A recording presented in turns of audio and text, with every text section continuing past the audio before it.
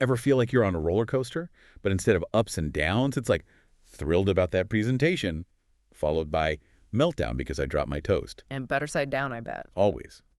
But seriously, who hasn't wished for a little more control over those emotional spirals? This isn't about becoming robots, it's about harnessing that energy. Exactly. And you know what's fascinating is the research you've shared points to emotional intelligence, EQ, as the key. So not just what we feel, but how we handle it. Like instead of being tossed around by every emotional wave, you're learning to surf, not erasing those feelings, but riding them out. Right, because ignoring emotions never works, does it? Never ends well. And your sources make a strong case that high EQ folks, they handle those tough talks better, they're calmer under pressure and setbacks. They bounce back faster. It's like they've got some secret weapon.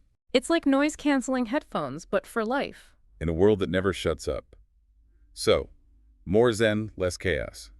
Sign me up. But how do we actually get better at this EQ thing? Well, it starts with a simple but powerful shift.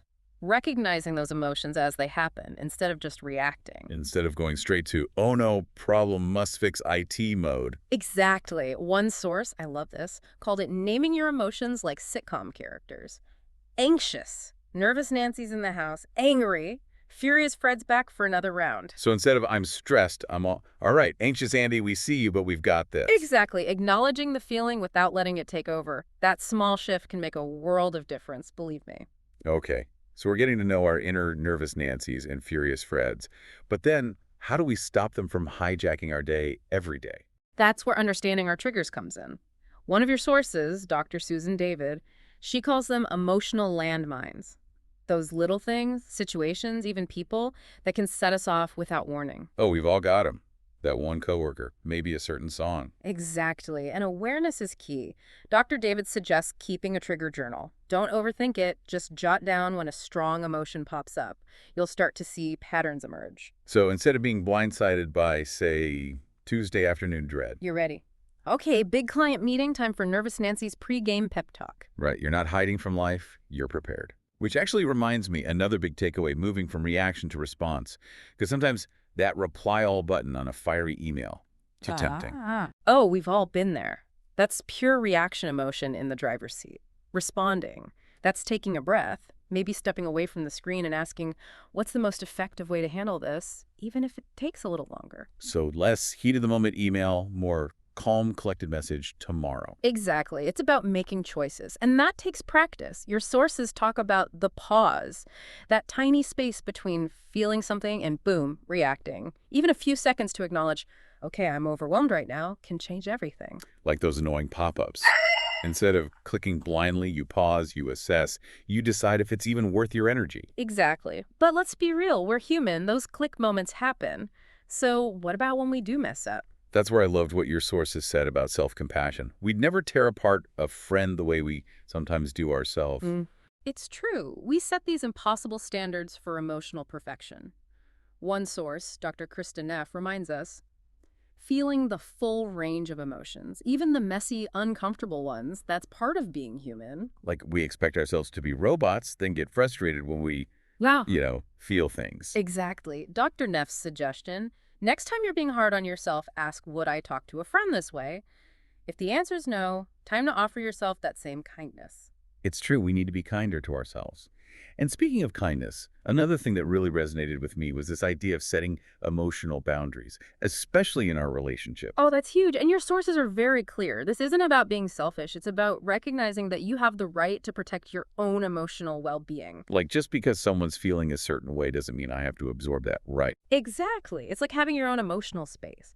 You get to decide who has access and under what conditions, just like you wouldn't let just anyone walk into your house and make a mess. Right. You get to choose who you let in and what you're willing to deal with. Exactly. And sometimes that means saying no, setting limits, prioritizing your own needs. That's not selfish. It's self-care. Which, let's be honest, can be really hard in a world that often expects us to be on all the time. It is hard, but you can't pour from an empty cup. One of your sources put it this way: boundaries are like your personal security system. You choose who and what gets through, and that creates a sense of safety and control in your interactions. I like that. Because honestly, if we're constantly drained by trying to please everyone else, we're not showing up as our best selves for anyone. Exactly. And that actually brings us to another powerful tool that your source has highlighted, positive self-talk.